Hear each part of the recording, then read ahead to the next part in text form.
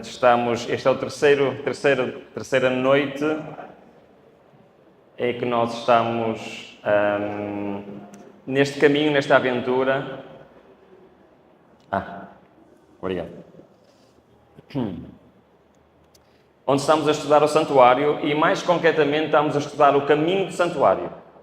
Ou seja, um caminho espiritual que nós encontramos no santuário. Como nós vimos na quarta-feira, nós vimos que o caminho do santuário é um mapa para a nossa vida espiritual.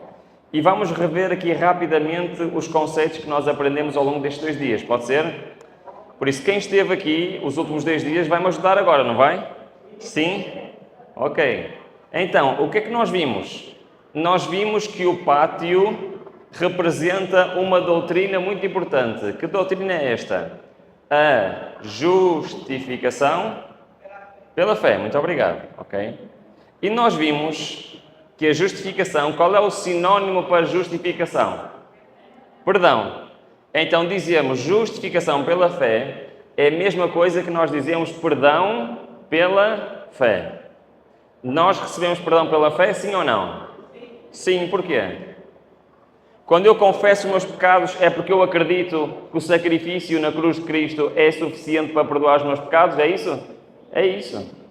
E por isso nós somos perdoados pela fé. Nós vimos, não sei se se lembram deste esquema, sabem que eu vou confessar que eu sou disléxico, então para mim esquemas são fundamentais para eu entender bem os conceitos. Então nós vimos este esquema, certo? A justificação pela fé, ou seja, o perdão de Deus, é a justiça que nos é imputada. É obra 100% de Deus, mas precisa da autorização por parte do homem. Posso dizer assim, autorização? É. Porque Deus quer perdoar todo mundo ou não quer? Quer. Mas só quem quer realmente o perdão de Deus, quem aceita esse perdão, quem o busca, é que o pode receber. Então, apesar de ser uma obra de Deus, ela depende de nós. A nossa parte qual é? Arrependimento, confissão e o aceitar pela fé o mesmo perdão. Depois, nós vimos também que o pecado não é o único problema do homem. Mas temos também o problema de quê? De um caráter defeituoso. Um mau caráter. Então Deus quer resolver o nosso passado, ou seja, os nossos pecados passados, mas também quer resolver o nosso presente, ou seja, quem nós somos. Vocês acreditam que Deus pode transformar o nosso caráter, sim ou não? Sim. Pode? Quanto? 50%? 99%? 100%? Amém? Eu acredito nisso também. Mas, mais uma vez, Deus não pode obrigar-me a transformar o meu caráter. E eu tenho de buscar essa transformação. Eu tenho que permitir que Deus faça isso. E Ele quer fazer ou não quer? Mais uma vez, depende de mim. Então nós vimos que a justificação pela fé é o processo pelo qual Ele quer perdoar os nossos pecados, resolver o nosso passado. A santificação é o processo pelo qual Ele quer resolver o nosso caráter, ou seja, nos dá a justiça comunicada.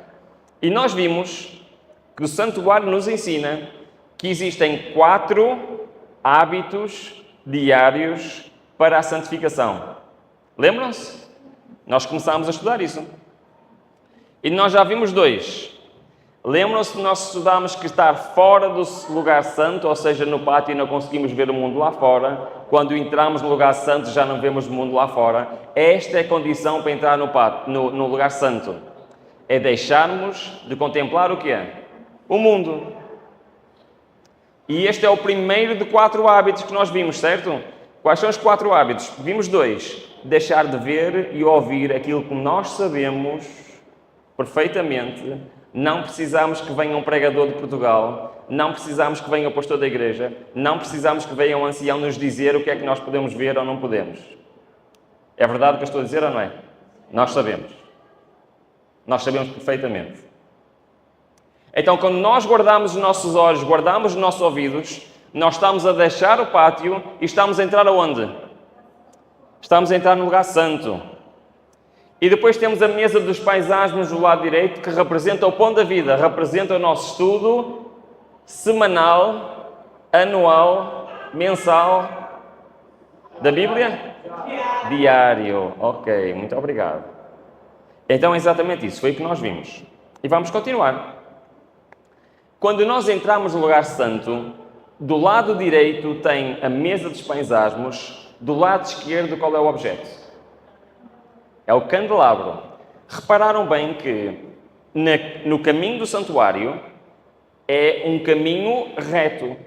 Nós temos o altar de sacrifício, em frente nós temos a pia, depois em frente devíamos ter a mesa das paisagens ou o candelabro, mas não temos. Repararam que eles estão lado a lado? É os únicos objetos que estão lado a lado, porque a seguir o incensário já está na direção dos outros. Porquê que eles estão de lado a lado? Porque a mesa dos paisagens e o candelabro trabalham em conjunto. Ok? Vamos ver isto? Vamos lá. O que é que representa, em primeiro lugar, o candelabro? Como vimos, todos os objetos representam Cristo. O candelabro representa Cristo. O candelabro servia para iluminar quer o lugar santo, quer o lugar santíssimo. Como era um ambiente coberto, tinha luz própria. Era o candelabro. Jesus disse ou não que ele era a luz do mundo? Então ele está representado no candelabro ou não? Mas nós espiritualmente estamos representados no candelabro, sim ou não? Porque Jesus também disse: vós sois a luz do mundo. Ora, que símbolo é este? Representa Cristo? Muito bem, representa a nossa vida espiritual, sim, mas o que é mais concretamente? Qual era o combustível do candelabro? O combustível. Sabem o que é combustível? Era o azeite. Muito bem. O azeite é um símbolo do quê? Do Espírito Santo. Amém. Então, temos aqui este símbolo do Espírito Santo e temos relatos bíblicos ou não de pessoas a serem ungidas com azeite. Sim? Por exemplo, nós temos David. Foi ungido com azeite ou não? Foi. Agora, reparem bem. Quando nós temos este símbolo, a unção era para quê? Olha, reparem bem. Então Samuel tomou um vaso de azeite e ungiu no meio de seus irmãos, e naquele dia em diante, o que é que aconteceu a David? Amém? Pois é. Então, o azeite é um símbolo de sermos ungidos pelo Espírito Santo. Mas para quê? Cristo, quando foi batizado, disse para quê? Disse: o Espírito do Senhor está sobre mim, pois me ungiu para evangelizar. O que é evangelizar? É levar o Evangelho aos outros? É? E este é o símbolo do candelabro. O candelabro representa nós sermos instrumentos nas mãos de Deus para transmitir o Evangelho aos outros. Perceberam, sim ou não? Tem lógica ou não tem? Tem. Ok, muito bem. Mas então, Ruben, a pergunta que eu penso agora é: se os paisagens, se a mesa dos paisagens representa o meu estudo diário da Palavra de Deus, se o candelabro representa e eu transmiti o Evangelho aos outros, porquê é que eles estão lado a lado? Porquê é que eles têm que trabalhar em conjunto? Quando eu li o Desejar Todas as Nações pela primeira vez, eu não reparei neste texto. Mas um dia eu estava no meu carro, novamente a ouvir, eu gosto de ouvir livros no carro, e quando chegou a esta parte, eu percebi porque é que a mesa dos pães asmos está ao lado do candelabro. Vamos ler juntos. É sobre o milagre da multiplicação dos pães. Olha, reparem bem. O alimento multiplicava-se nas mãos, e as mãos dos discípulos, estendendo-se para Cristo, o próprio pão da vida, vimos isto ontem, não é? Cristo é o pão da vida. Nunca ficavam vazias. O diminuto suprimento foi suficiente para quanta gente? Para todos. Os discípulos foram o meio de comunicação entre Cristo e o povo. E isso deve ser grande animação para os discípulos dele hoje em dia. Mas porquê? Porquê que este milagre da multiplicação do pão deve ser algo de grande ânimo para os discípulos dele hoje? Para nós, somos discípulos de Cristo? Deveríamos ser, não é? Reparem, Cristo partia o pão. Os discípulos iam lá, estendiam as mãos, Cristo colocava o pão nas suas mãos, e o que é que os discípulos faziam àquele pão? Eles iam distribuir. Eles podiam só ficar a receber o pão. O que é que acontecia? Ficavam com as mãos cheias ou não? Conseguiam ter mais pão? Não, para eles receberem mais pão, o que é que eles tinham que fazer? Tinham que ir distribuir. Estão a perceber a ligação? Não basta eu estudar diariamente o pão da vida. Não basta. Deus só me pode dar luz adicional se eu fizer o quê? Se eu for distribuir. E muitas vezes nós achamos, eu tenho que estudar, eu tenho que primeiro compreender tudo e só depois eu posso falar aos outros. É assim que ensina? Não, não é. A luz que eu recebi, eu devo fazer o quê? Transmitir. Mesmo sendo uma luz incompleta. Cristo é o grande centro, a fonte de toda a força. Dele devem os discípulos receber provisão. Reparem, mesmo os mais inteligentes, os mais bem dotados espiritualmente, só podem comunicar à medida que recebem. Não podem de si mesmos suprir coisa alguma às necessidades da alma. Então é receber e dar.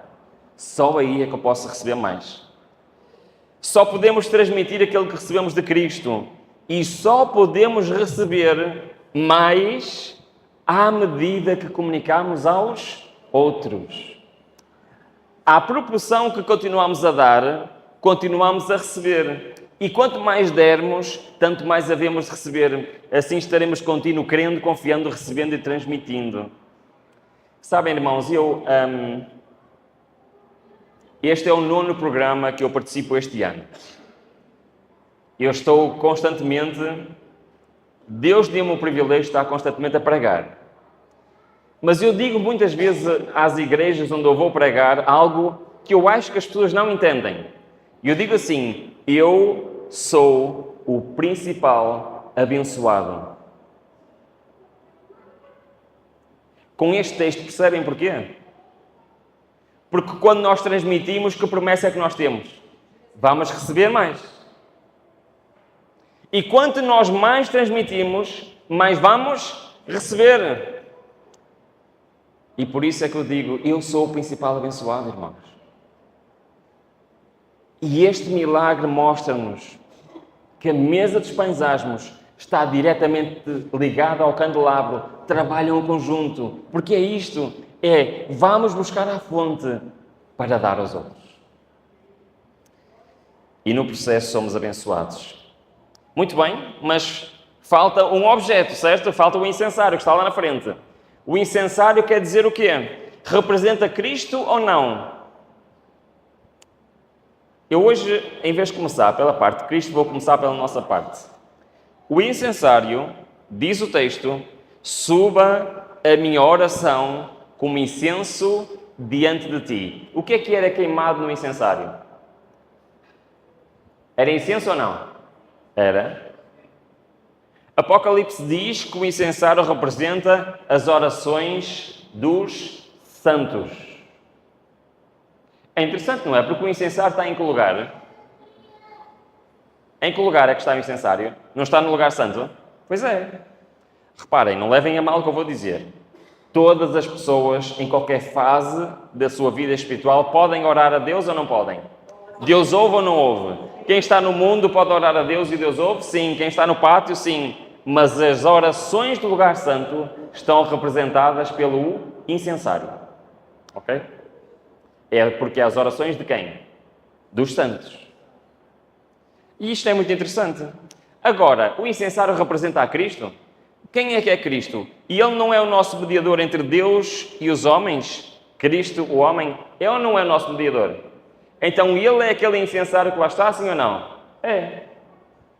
E Ele é que faz a mediação dos nossos pedidos ao Pai. Ok.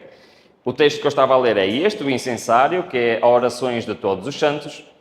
Mas, já que estamos a falar de hábitos diários, o que é que vocês acham da oração? Vocês sabiam, não se assustem, está bem? Vocês sabiam que a oração tem prazo de validade? Quando nós vamos ao supermercado, ao mercado, e compramos qualquer artigo, e ele tem lá uma data de validade ou não tem? Tem? A oração também tem. Sabiam ou não? Não sabia. Mas, irmã, você não sabia, mas faz isso automaticamente. Posso dar um exemplo? Por exemplo, alguma vez vocês pensaram em orar da seguinte maneira: Senhor, abençoa-me todos os dias para o resto da minha vida. E já não preciso mais de orar. Tem lógica isto? Senhor, abençoa todas as refeições que eu vou tomar até ao fim da minha vida. Já não preciso mais orar naquela refeição, para as refeições. Porquê é que nós não fazemos isso? Já pensaram? Nós poderíamos fazer isso ou não? Eu podia fazer isso. Resultava. Porquê que não resultava? Porque a oração tem prazo de validade. O que é que eu quero dizer com isso? É que Deus tem bênçãos novas para nos dar todos os dias. Ou seja, todos os dias eu tenho de ir buscar o quê? A nova bênção. Eu não posso simplesmente dizer ao Senhor, muito bem, a partir de agora abençoa-me todos os dias. Não, todos os dias eu tenho que buscar o quê? A bênção do Senhor. Vamos ver como é que isto funciona. Vamos lá. Primeiro, se quisermos desenvolver um caráter que Deus possa aceitar, precisamos de formar hábitos corretos. Lembram-se que nós lemos isto ontem? E diz o seguinte: a oração diária é tão essencial ao crescimento na graça e mesmo à própria vida espiritual como alimento temporal ao bem-estar físico. A comparação que fizemos para o estudo da palavra é a mesma comparação que fazemos para a oração. Isto quer dizer que a nossa alimentação espiritual está incompleta se nós apenas estudamos a palavra de Deus. Se nós apenas falamos aos outros que está aqui. Porque falta outra parte. Qual é a parte que falta? A oração. Então, isto é os 4 hábitos diários da santificação que o santuário nos ensina. Quais são os 4 hábitos? São deixar de ver e ouvir aquilo que nós sabemos que é inspirado por Satanás. É estudarmos a palavra de Deus diariamente. É falarmos com os outros aquilo que nós aprendemos e é ter uma vida de oração. Agora eu quero chamar a atenção. O fazermos isto não nos santifica. Quem nos santifica é quem? É Deus.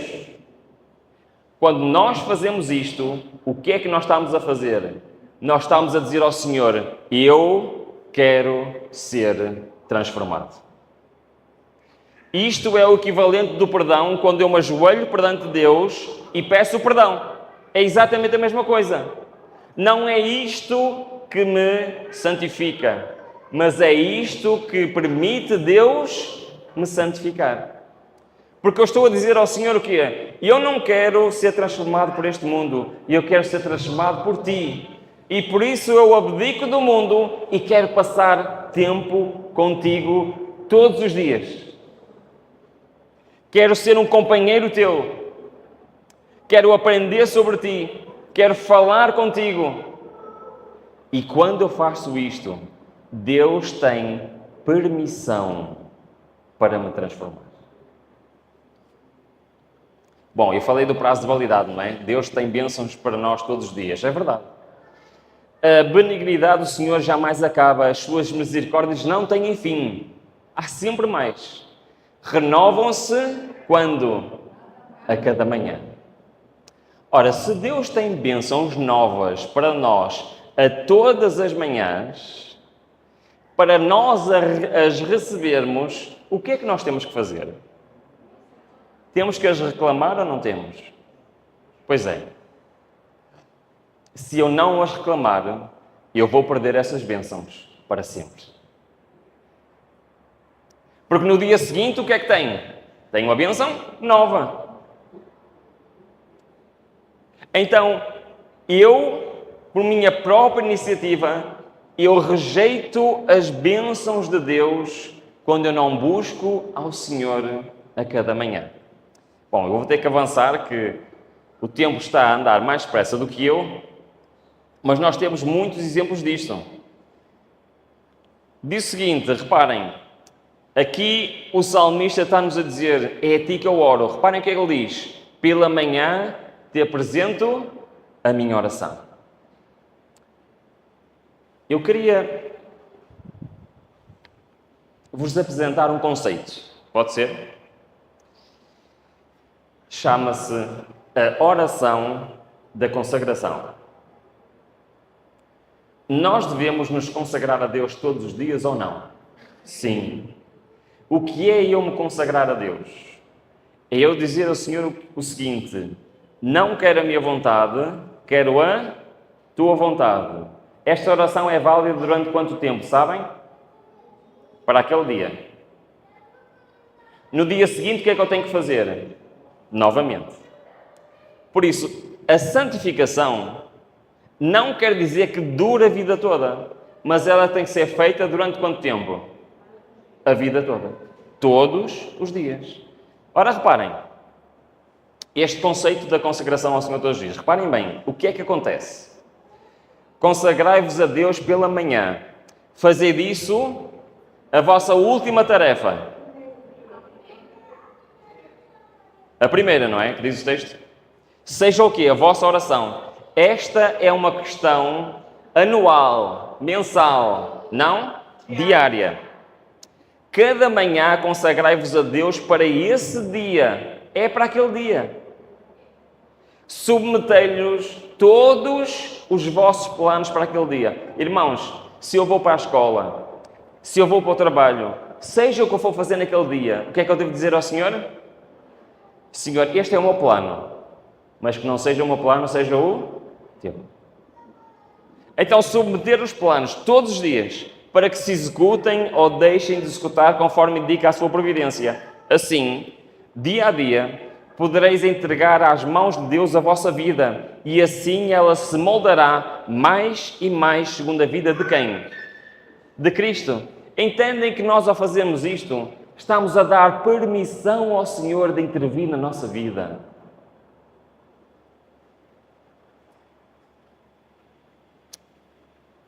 Já pensaram o seguinte? Cada dia que nós acordamos, nós temos, logo mal acordamos, nós temos a decisão mais importante do dia a tomar. É a mais importante do dia. Quando acordamos, temos a decisão mais importante do dia. E qual é essa decisão? Hoje vou-me consagrar a Deus ou não? Concordam comigo ou não concordam? Perceberam? Quando começa um dia, eu tomo a decisão ou me consagro a Deus ou não me consagro a Deus, certo? Acham que o dia vai correr de forma diferente, sim ou não? Qual é a diferença? Vamos ler qual é a diferença? Ao se levantarem pela manhã, acaso experimentaram o senso de sua incapacidade, sua necessidade de forças vindas de Deus? E humildemente e sinceramente expõem as vossas necessidades ao Pai Celestial? Agora reparem o que é que acontece se nós fizermos isto. Se assim for, os anjos, prestem atenção, anotam as nossas orações. Se as mesmas não partiram de lábios fingidos, ou seja, se nós formos o quê? Sinceros.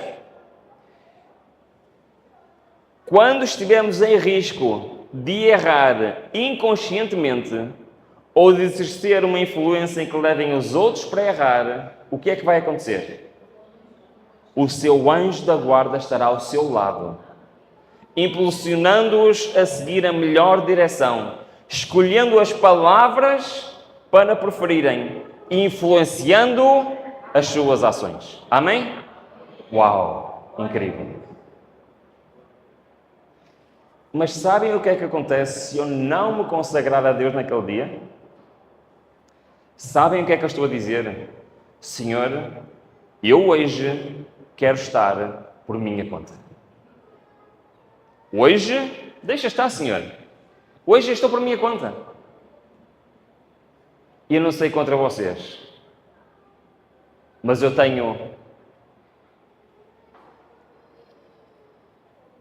não tenho coragem de sair de casa, de começar um novo dia, sem me consagrar a Deus primeiro.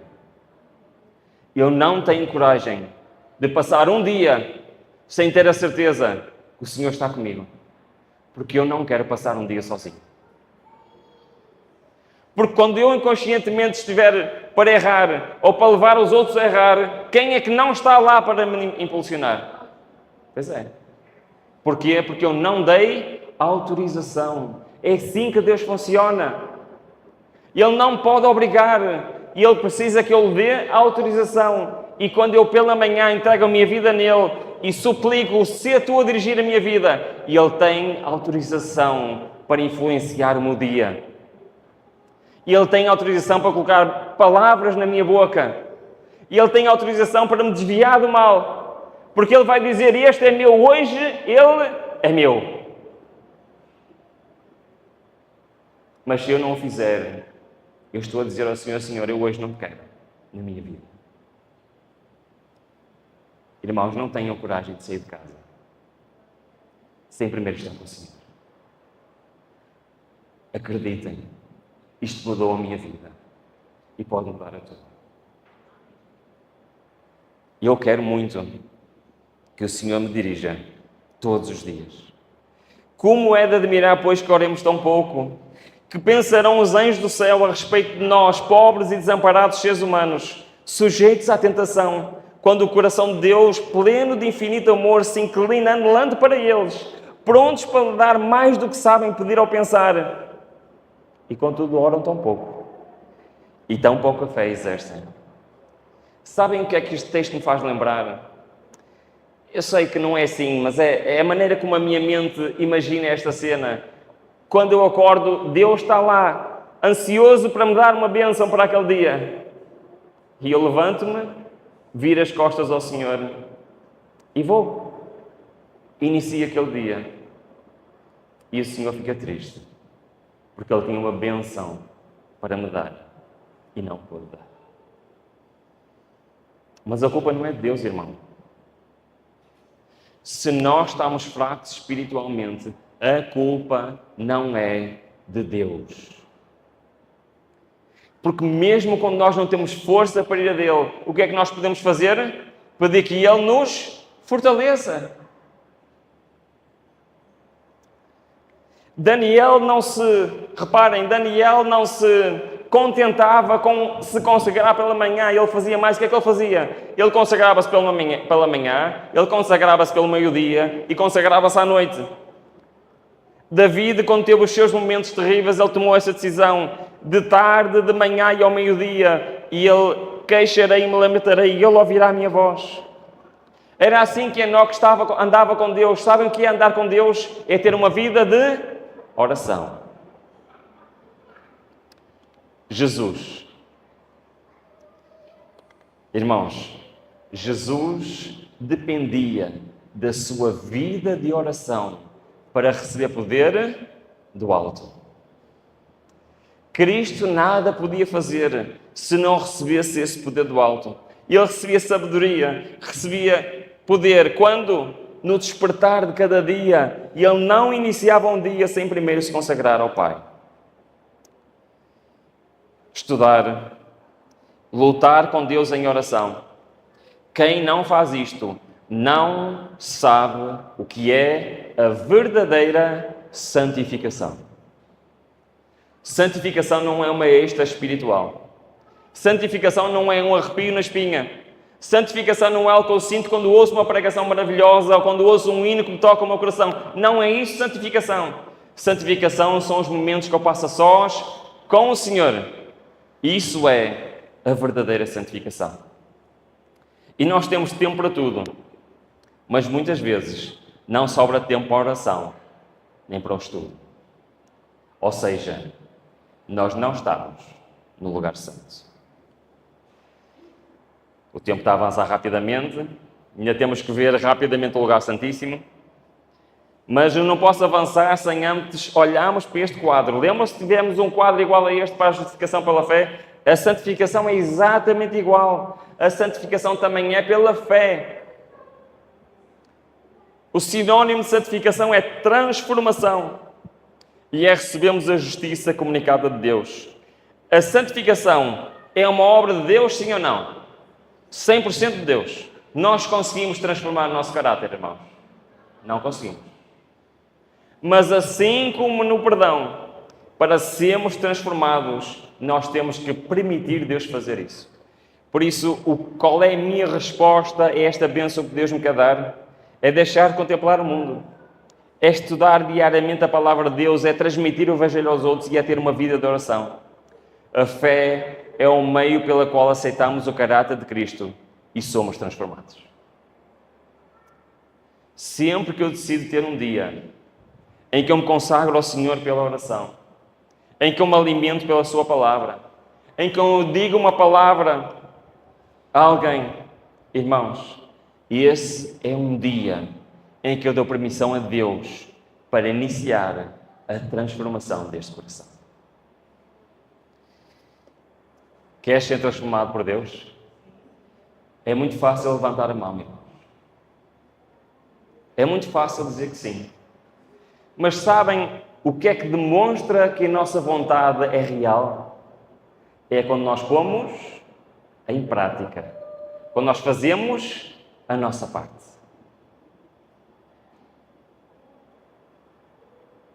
Assim como nós nos alimentamos e preparamos comida diariamente, temos passado tempo com Cristo. Então a justificação é o perdão e pela fé recebemos a justiça imputada e a santificação é a transformação, pela fé recebemos justiça comunicada. Chegou a altura de nós rapidamente, e o tempo já está bastante avançado, vemos qual é o símbolo do lugar santíssimo. O que é que está dentro lá da Arca da Aliança, no lugar santíssimo? Qual é o principal objeto que lá está? Ela foi criada para colocar o que é lá dentro? Os 10 mandamentos. Irmãos, muitas vezes nós ensinamos às pessoas, quando conhecem a Cristo, que elas têm de obedecer aos 10 mandamentos. Certo ou errado? Mas nós não ensinamos como isso é possível. Nós queremos empurrar as pessoas do mundo ou até do pátio diretamente para o lugar santíssimo. E não ensinamos às pessoas como é que elas podem lá chegar. Acham que isso faz sentido algum? Faz sentido algum? Não faz, é impossível. Então vamos ver o que significa o lugar santíssimo. Gálatas 3,17 diz que tendo sido a aliança confirmada, anteriormente confirmada por Deus em Cristo, o que é? A lei. A lei representa a Cristo também ou não representa? Qual é o caráter que está representado naquela lei? É o caráter de Deus, sim ou não? É. Cristo é Deus, sim ou não? Então o seu caráter está lá ou não está? Está. E a lei o que é que representa para nós? Representa a obediência ou não? O que é que vocês acham? Sim. Ok. Então eu quero fazer uma pergunta. E esta pergunta é a pergunta que nós vamos ter que responder nos próximos minutos. É possível ao homem guardar a lei de Deus? Acham que é uma pergunta importante? Ou não? É possível ao ser humano guardar a lei de Deus? Ou será... Bom, não me vou adiantar. Vamos ver? Então vamos lá. Quando nós olhamos para este texto, em que a serva do Senhor diz o seguinte: os temas da justificação pela fé, e da justiça de Cristo devem ser apresentados. Conhecem este texto? Que lições é que nós aprendemos com um texto como este? É que muitas vezes há pessoas que pensam que a justificação pela fé e a justiça de Cristo são a mesma coisa, mas elas não são a mesma coisa.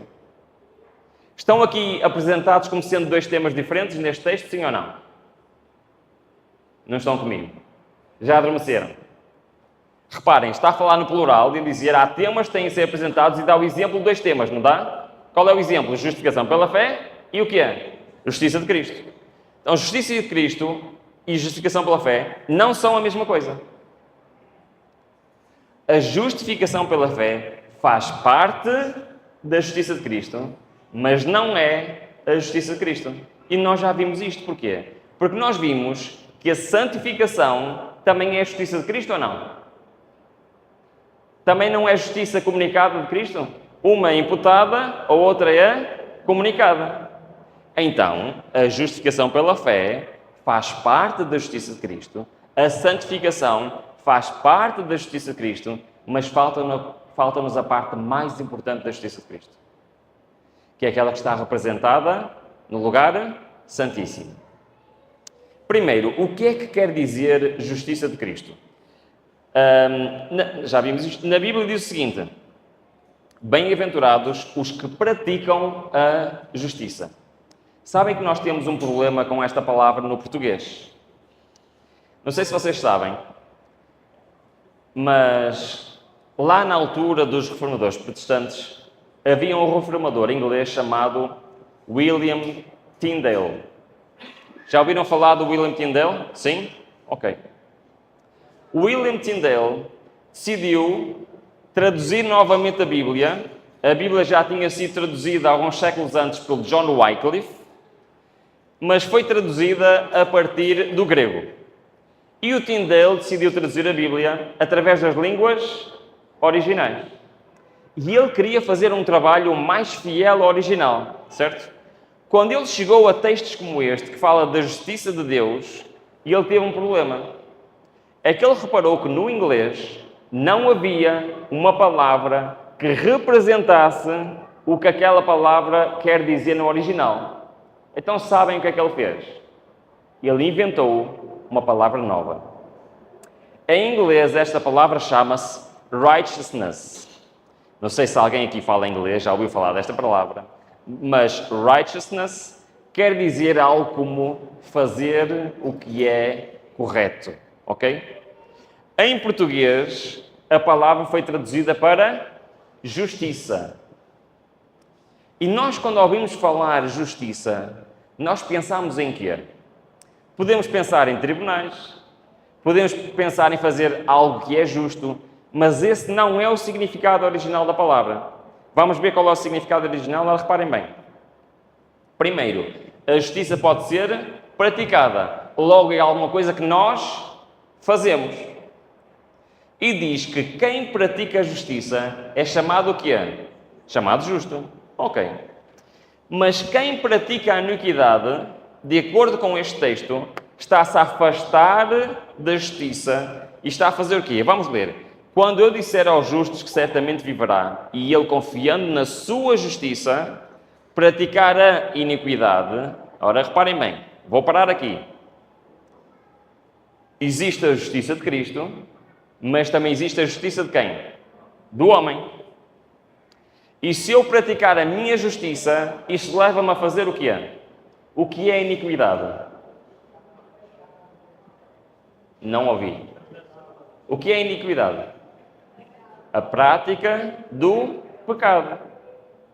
Ou seja, se eu, em vez de ter a justiça de Cristo, tiver a minha justiça, eu vou estar a fazer o quê? Vou estar a pecar. O contrário da justiça é a prática do pecado. Ok, muito bem.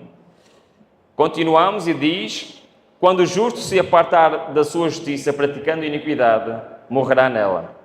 Ainda mais para terminar então, se o filho proceder com retidão e justiça, guardar todos os meus estatutos e os cumprir, certamente viverá. Mas se o ímpio se converter de todos os seus pecados que cometeu, guardando todos os meus estatutos, e proceder com retidão e justiça, certamente viverá, não morrerá. Entenderam estes textos? Se o contrário da justiça de Cristo é a prática do pecado, a justiça de Cristo é o que é? Guardar todos os meus estatutos. Ou seja, a justiça é o que é? Obediência. Perceberam? Então, quando nós dizemos a justiça é a obediência, quando nós dizemos justiça de Cristo, nós, para entender melhor, podemos substituir a palavra justiça por que palavra? Obediência. Então, é a obediência de Cristo. Quando nós estamos a dizer assim, eu preciso da justiça de Cristo, o que é que eu estou a dizer? Eu preciso de quê? Da obediência de Cristo. Perceberam? Agora temos que ver o que é que isto quer dizer. O que é isto da obediência de Cristo? Porque é a obediência que está representada no lugar santíssimo. Cristo, a lei, e nós, a nossa relação com a lei. Pergunta: visto que só o sumo sacerdote podia entrar no lugar santíssimo, será que espiritualmente nós podemos entrar no lugar santíssimo? Reparem no que é que Paulo disse. Tendo, pois, irmãos, intrepidez para entrar onde? O que é que Paulo nos está a dizer? Que temos que entrar onde? No lugar santíssimo. Pelo sangue de Jesus, pelo novo e vivo caminho que Ele nos consagrou pelo véu. Qual é este caminho que Ele nos preparou? O caminho do santuário. É este caminho que nós estamos a estudar. Neste caminho nós temos que entrar no lugar santíssimo ou não? Temos que entrar no lugar santíssimo. E diz mais Ele, é neste caminho, no caminho do santuário. Mas Paulo em Hebreus diz, o qual temos como âncora da alma segura e firme, e que penetra até o interior do véu, onde Cristo, nosso precursor, entrou por nós, feito eternamente sumo sacerdote, segundo a ordem de Melquisedeque. E eu gosto muito desta citação que nos diz: os que rejeitaram a primeira mensagem não podiam ser beneficiados pela segunda, nem o foram pelo clamor da meia-noite, que devia prepará-los para entrarem com Jesus pela fé, onde? No lugar santíssimo, santuário celestial. Eu quero vos dizer uma coisa. Só quando o povo de Deus entrar no lugar santíssimo do santuário celestial é que este mundo vai conhecer o fim da história. Enquanto não houver servos do Senhor, plenos da justiça de Cristo, enquanto não houver servos do Senhor que pela fé entraram com Cristo no lugar santíssimo, este mundo vai continuar aqui. Isto foi o que aconteceu na altura. E pela rejeição das duas primeiras mensagens, ficaram com um entendimento tão entorpecido que não podiam ver a luz na mensagem do terceiro anjo, que mostra o caminho para o lugar santíssimo. E a mensagem do terceiro anjo, sabem o que é? A justiça de Cristo.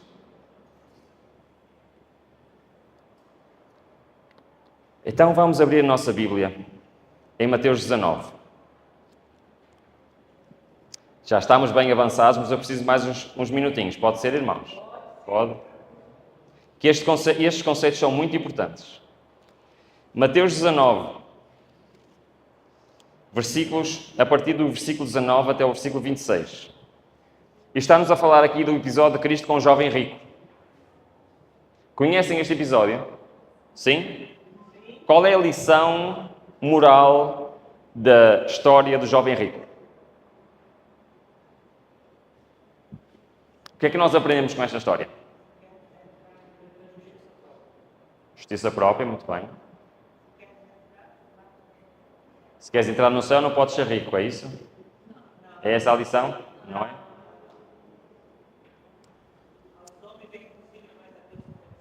Vamos olhar para o texto e tentar compreender qual era a questão. Percebem o que eu estou a dizer?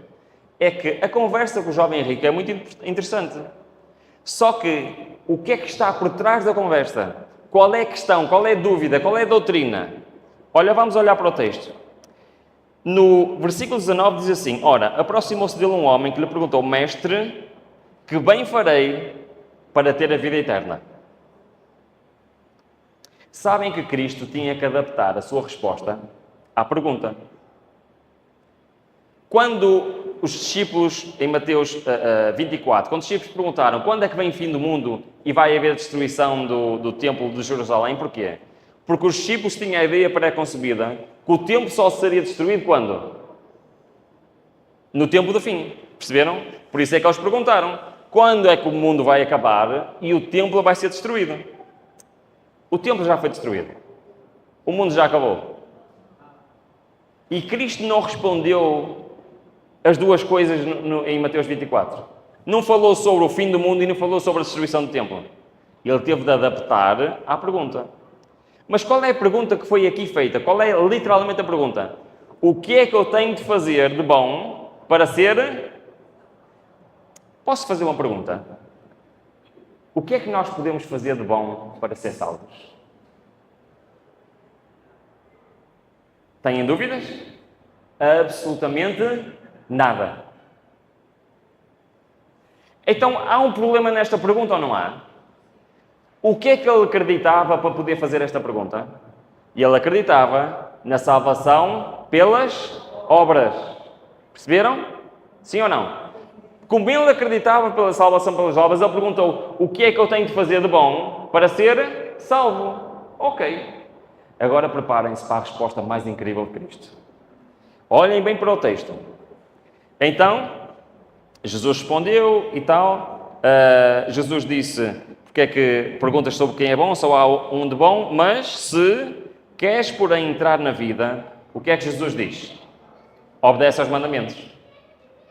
Eu não sei se vocês estão a perceber o alcance disto. Nós acreditamos que somos salvos por guardar os mandamentos? Sim ou não? Já adormeceram os irmãos? Nós acreditamos que somos salvos por guardar os mandamentos? Não. Mas não é isso que Jesus está a dizer. Não é literalmente isso que Jesus está a dizer. Temos um problema aqui, não temos? Temos um problema. Então reparem bem. Ele pergunta: o que é que de bom eu posso fazer para ser salvo? E Jesus responde: guarda os mandamentos. Um ponto para os nossos irmãos católicos, não é? Eles é que acreditam nisso. Reparem, Cristo, para que não haja dúvidas, o que é que ele começa a fazer? Ele ficou tão surpreendido com essa resposta de Jesus. O que é que ele disse? Mas mandamentos? Quais mandamentos? E o que é que Jesus respondeu? Não matarás, não adulterarás, não furtarás. Estou no versículo 18. Não dirás falso testemunho. Versículo 0. Honra o teu pai e a tua mãe. Que mandamentos ele está a citar? É os 10 mandamentos ou não é? Sim. Pergunta: Senhor, que bem posso fazer para ser salvo? Resposta de Jesus: guarda os 10 mandamentos e és salvo. É muito estranho, não é? Depois vem a famosa conversa: podes ser perfeito, vai, vende tudo o que tens, e ele foi, voltou-se e foi-se embora, certo? Mas a história não termina aqui. Porquê? Porque Jesus não lhe deu a resposta completa. Mas a seguir, os discípulos, no versículo 25, olha o que é que diz lá. Os seus discípulos, ouvindo isso, admiraram-se muito e disseram: quem poderá então salvar-se? Temos outro problema nesta pergunta. O que é que os discípulos estão a perguntar? É a mesma pergunta do jovem rico. Porque os discípulos perguntam também quem poderá salvar-se. E eles acreditavam o quê? Que a salvação dependia de quem? Da pessoa. Do que eles faziam. Os discípulos também acreditavam na salvação pelas obras. Todos os deuses acreditavam nisso. E então Deus agora responde. Uma resposta incrível. Em vez de repetir a resposta que deu ao jovem rico, guarda os mandamentos de Deus, o que é que Jesus disse? Para os homens isso é impossível. Vamos parar aqui, ok? Vamos parar aqui.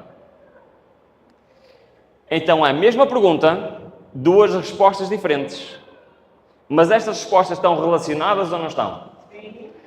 Numa ele diz: guarda os mandamentos e serás salvo. Na outra ele diz, isso é impossível. Já lá vamos, irmão. Vamos parar aqui, para já. O que é que Jesus está a dizer? É impossível ao homem guardar a lei. É literalmente o que Jesus respondeu. Se fosse possível alguém guardar a lei no nível que a lei exige, a pessoa seria salva por guardar a lei. Mas isso é o que é? Impossível. E se nós parássemos aqui, estaríamos todos condenados. Mas Jesus o que é que respondeu? Aquilo que é impossível ao homem é possível a Deus. Como assim? Então, é impossível ao homem guardar a lei, mas Jesus está a dizer aquilo que é impossível para ti, é possível para mim. Isso é a justiça de Cristo. É a obediência de quem? Do homem? Não. A obediência de quem? De Cristo. Mas qual a obediência de Cristo? A obediência que ele fez há 2000 anos atrás, ele foi obediente ou não foi obediente? É essa que nós precisamos? Se nós entendemos isto, a nossa mente vai mudar. É que de facto é impossível. Porque mesmo as coisas boas que nós fazemos são para Deus o que é? Alguém sabe? Sabem o que é as nossas justiças? Não é as nossas obras más. As nossas justiças são os esforços que nós fazemos para fazer o que é? O bem. Para Deus é o que é? O que é um trapo de imundícia? Alguém sabe? Eu vou ver se tenho coragem de dizer aqui da frente o que é um trapo de imundícia. Era um pano que as mulheres usavam uma vez por mês. Ficava cheio de sangue humano. Porquê que as nossas justiças são um trapo de imundícia? Porque estão baseadas no sacrifício humano. O sacrifício humano tem algum valor? Não. Nós precisamos de sangue de quem? De Cristo.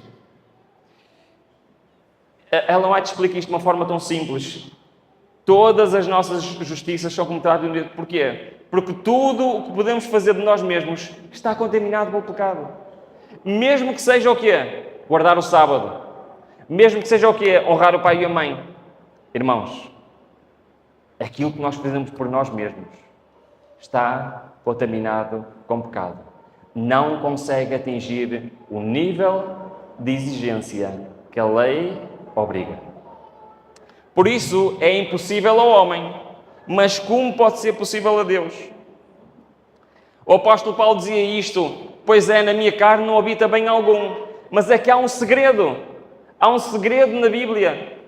E o apóstolo Paulo chama-lo o mistério do Evangelho. Sabem qual é o segredo? O segredo é Cristo em nós.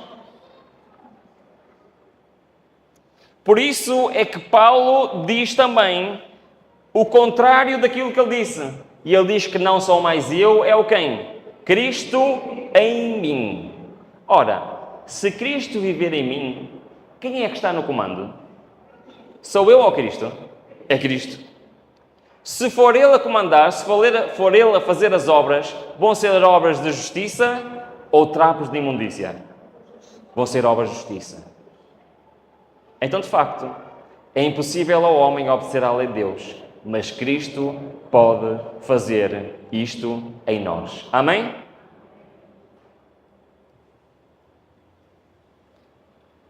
Todo homem é perfeito em Cristo. O homem pode ser perfeito neste mundo agora? Pode ou não? Sim. Não. Um homem pode ser perfeito em Cristo.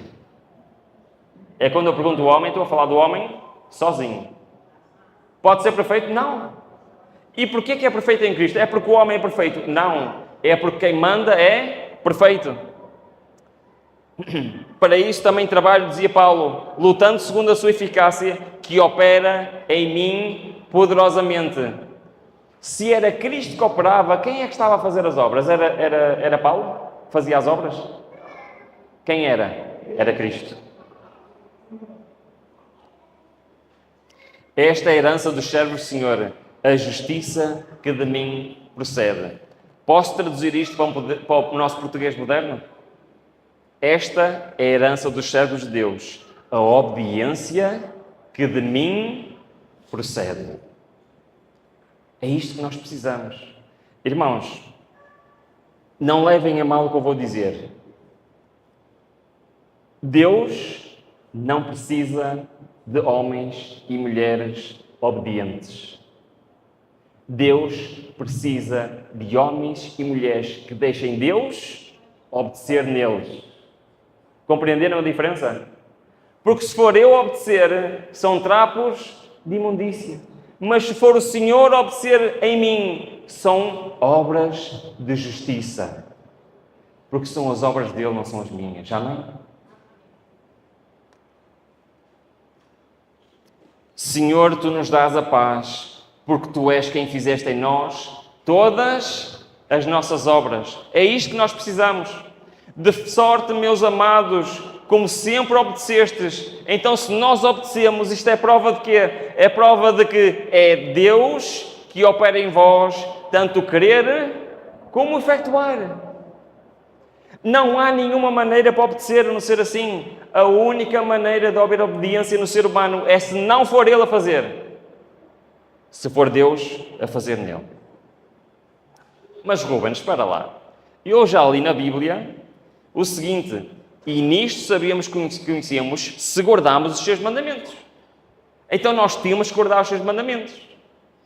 Mas o que é que diz o resto do texto? O resto do texto diz assim: entretanto, qualquer que guarda a sua palavra, nele realmente se tem aperfeiçoado o amor de Deus, e nisto sabemos que estamos nele. Não há obediência humana.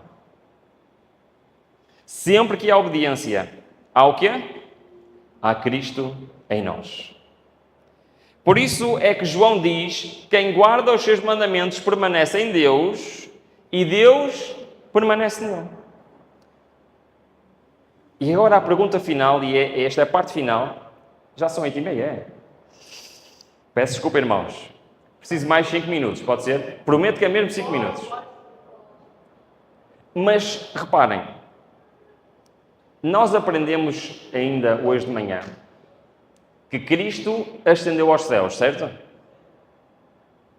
Cristo pode estar em todo lugar ao mesmo tempo.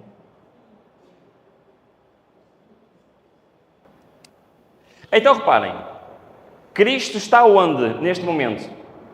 No lugar santíssimo, a julgar o ser humano.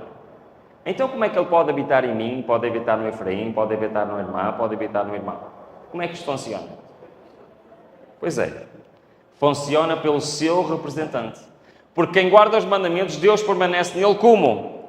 É nisto conhecíamos que ele permanece em nós, pelo Espírito que nos tens dado.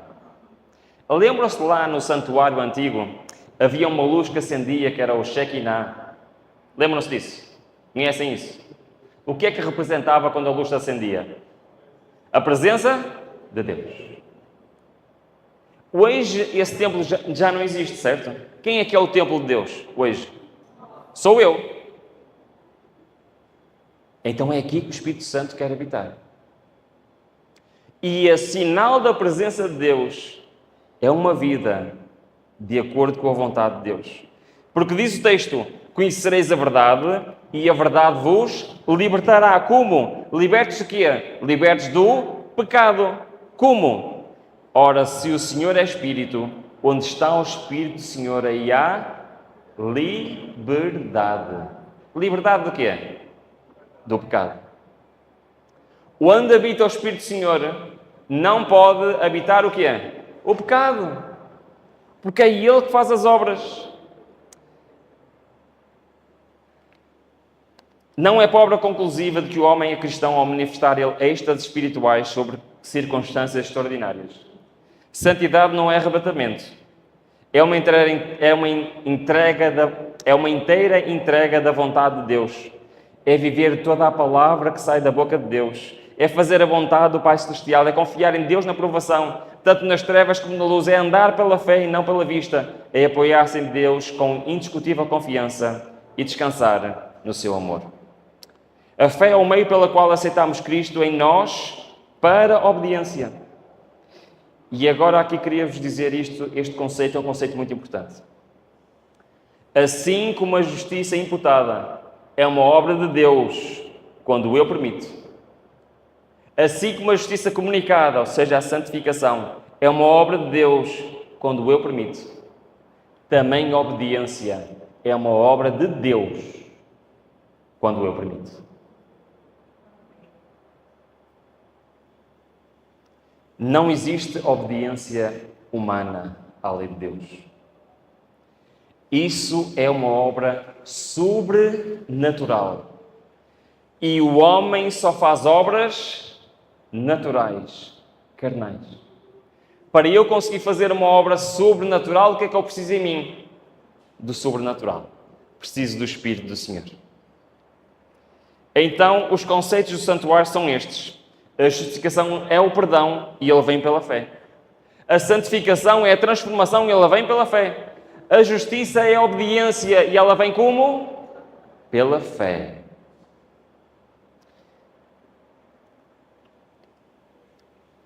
Um último texto bíblico. Só faltam 2 textos bíblicos para terminarmos. Marcos capítulo 5. Para nós entendermos o que Deus quer fazer por cada um de nós, vamos ver a contrafação de Satanás. Pode ser? Muito rapidamente. Para nós entendermos melhor o que Deus quer fazer, vamos ver a contrafação de Satanás. Nós vamos a Marcos capítulo 5 e nós temos a visita de Jesus do outro lado do mar à província dos Gerazenos. Quando Jesus chegou lá, ele encontrou um homem um pouco estranho, certo? Ele encontrou um homem o quê? Possuído com espíritos do mal. Agora, o que é que o texto diz sobre este homem? Diz o seguinte, de versículo 2: Saiu ao encontro dos sepulcros um homem possesso por espírito imundo. Onde é que morava este homem? Nos cemitérios. Mais, o qual morava nos sepulcros e o mesmo as cadeias não podiam prender. Acham normal um homem ser preso com cadeias e as cadeias não o conseguirem prender? Imaginem, os presos vão para a cadeia com o quê? Com cadeias. E eles conseguiam fugir?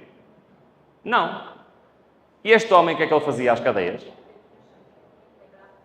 Ok, muito bem. 4.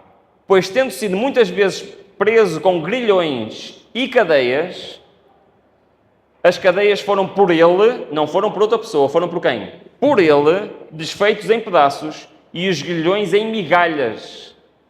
Lembram-se que os grilhões eram feitos de metal, certo? E o que é que ele fazia? Ele desfazia, despedaçava. E ninguém podia dominá-lo. Vamos lá. Reparem bem no que eu vou dizer, prestem muita atenção. Era aquele homem que fazia aquelas obras. Aquelas obras são possíveis a um ser humano. Um ser humano pode pegar em cadeias, arrebentá-las e desfazê-las em migalhas. Quem é que fazia aquelas obras? Satanás. Perceberam a comparação? A obra sobrenatural era um demónio que fazia. Deus quer fazer isto, mas para a sua lei em nós. Nós podemos fazer? Não podemos. É uma obra sobrenatural. Mas se nós fomos possuídos pelo Espírito Santo, irmãos, somos nós que fazemos? Não. É o Senhor que faz em nós. Amém? A luta do homem não é contra a lei de Deus, irmãos. Nós não conseguimos guardar a lei de Deus.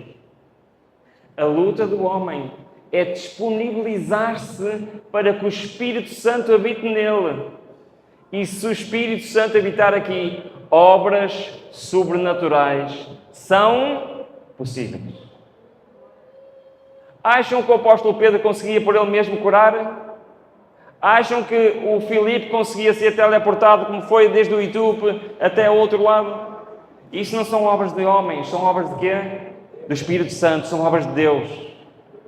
É isso que Deus precisa, de homens e mulheres cheios do seu Espírito. homens e mulheres com a justiça de Cristo, que é a presença literal do Espírito Santo nas suas vidas. Porque se o Espírito Santo habitar aqui, não sou eu que faço as obras, é Deus. Eu queria chamar a vossa atenção que a Bíblia diz dezenas de vezes: purificai-vos, santificai-vos, obedecei. Já repararam na ligação que estamos a estudar? A purificação é onde? No pátio. A santificação é onde? No lugar santo. A obediência é onde? No lugar santíssimo. Mas Cristo está a dizer: purificai-vos, santificai-vos, obedecei. Porquê? Isto é possível ao ser humano? Isto é possível? Eu posso me purificar? Eu posso me santificar? Eu posso obedecer? Não. Então porquê é que Deus pede a mim? Deus pede-me a mim por dois motivos. Primeiro, para me ensinar que isto não é possível ao ser humano. Não foi isso que Cristo disse? Cristo disse: aos homens isto é impossível. Segunda lição, para ensinar ao ser humano que Ele quer fazer isto em nós. Deus quer nos purificar? Sim. Deus quer nos santificar? Sim. Deus quer obedecer em nós? Sim. Mas eu tenho de deixar. Há muitos textos na Bíblia que resumem tudo o que tivemos a estudar ao longo destes dias. Mas este é o meu preferido e o último texto de hoje, que se encontra em Ezequiel 36. Então qual é o processo? Pátio, purificação, perdão dos pecados, certo? Lugar santo, transformação, santificação. Lugar santíssimo, obediência. Podemos fazer? Não podemos. Cristo pode fazer em nós? Pode. Agora vejam bem este texto. Vamos ler na Bíblia, desculpem que eu quero ler o 25. Vamos abrir a Bíblia em Ezequiel 36. Até vou tirar dali. 36. Vamos ler diretamente da Bíblia. Vamos terminar com este texto. Diz o seguinte, 25. Ezequiel 36, 25. Ezequiel, não é? Eu digo Ezequiel, é um bocadinho diferente, não é? Ezequiel. Ezequiel. É difícil. Ezequiel. Ezequiel, vamos lá. 36, 25. Reparem bem no que diz. Purificação, santificação, obediência. Olha o que é que diz aqui este versículo. Versículo 25. Então aspergirei água pura sobre vós e ficareis... Está a falar do lugar pátio ou não está? Muito bem. De todas as vossas imundícias e de todos os vossos ídolos vos purificarei. Portanto, primeiro passo o que é? Deus quer nos purificar, perdoar os nossos pecados. Segundo passo, versículo 26. E vos darei um coração novo. Vamos parar aqui. O que é um coração novo? Transformação. A seguir à purificação, o que é que o Senhor quer fazer? Quer nos transformar. Isto é no lugar santo ou não é? É. Olha o que é que diz mais. Com esta transformação, o que é que Ele quer nos dar? E vos darei um espírito novo. Tirarei de vós um coração de pedra e vos darei um coração... Amém? Eu quero muito que o Senhor me dê um novo coração. Mas agora vemos a terceira parte. Depois de Deus nos purificar, depois de Deus nos transformar, para que é que Ele quer fazer isto? Olha, vamos ler 27. E porei em vós o meu espírito e farei que andeis nos meus estatutos e guardeis os meus juízos e os observareis. Não sei se vocês perceberam bem o que é que Deus está a dizer. Deus está a dizer: eu quero-vos purificar, quero-vos transformar, para colocar em vós o quê? Para colocar em vós o meu espírito. E eu farei com que vocês obedeçam. Porquê que Ele diz isso? Irmãos, nós não somos transformados para obedecer. Nós somos transformados para o Espírito Santo habitar em nós e Ele é que vai obedecer. Amém? Nós estamos nesta terra com um único propósito. Um único propósito. Permitir Deus transformar o nosso caráter. Não há ninguém que vá para a vida eterna sem um caráter transformado. E o Espírito Santo não pode habitar num templo imundo. Primeiro o templo tem que ser purificado, transformado. Depois ele pode habitar ou não? Sim. Sabem qual é a principal característica dos 144 mil? A principal característica é que eles estão vestidos com vestidos brancos, que é a justiça de... Agora nós já sabemos o que é a justiça de Cristo, não é? É a obediência de Cristo. Os 144 mil não vão obedecer à lei de Deus. Os 144 mil vão ser o habitáculo do Espírito Santo e o Senhor vai obedecer à lei através deles. É um desafio para nós ou não é? Irmãos, a nossa luta não é com os mandamentos. A nossa luta é com o Espírito do Senhor. Porque é Ele que habilita sobrenatural em nós. E por isso, diariamente, nós não temos que olhar para a lei como sendo um alvo a atingir. Sabem porquê? Porque a lei é uma promessa. Sabiam? A lei é uma promessa que Deus quer fazer em nós. Então nós temos que olhar para onde? Temos que olhar para o Senhor da lei. Temos que buscar o Senhor da lei. Todos os dias nos temos que consagrar ao Senhor da lei para Ele fazer a lei em nós. E Deus está à espera que o seu povo manifeste o seu caráter para nos vir buscar esta terra. E Ele está à espera de um povo que o represente nesta terra. Como diz Apocalipse, que a luz do Senhor se vai espalhar por este mundo. Sabem o que é isso? É os justos a manifestar nas suas vidas o Espírito de Deus. E este é o caminho do santuário. É um caminho para o trono de Deus. É o caminho para recebermos o Espírito do Senhor. Que Ele nos abençoe grandemente e que Ele coloque no nosso coração a vontade de diariamente passarmos tempo com Ele. De diariamente decidirmos abandonar o mundo, deixar o mundo e olhar para as coisas espirituais e ter uma relação a sério com Cristo. O meu desejo é que o Senhor se manifeste diariamente nas nossas vidas. Em nome de Jesus. Amém.